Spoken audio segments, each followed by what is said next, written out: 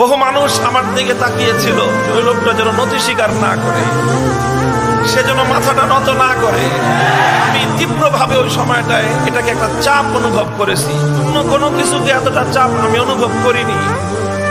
আমার জেল হতে পারে, আমার কঠিন শাস্তি হতে পারে, বড় ধরনের হয়রানির শিকার আমি হতে পারি, এটাকে আমি অত বড় চাপ অনুভব করিনি। আমি যেটাকে চাপ অনুভব করেছি সবচেয়ে বেশি, সেটা হলো এই যে হাজার হাজার ইমানদার নিভৃতচারী আল্লাহওয়ালা নারী পুরুষ বুজুর্গ সবাই তাকায় আছে আমার দিকে। তাদের হৃদয়ের কামনা ছিল ও যেন ওর কথা, ওর ভাষা যেন নরম না করে। এই জিনিসটা আমি অনুভব করেছিলাম। তখন আমি একটা শপথ করেছিলাম, জীবন যেতে পারে, হকের কথা বলেছি, এই কথা আমি প্রত্যাহার করব না।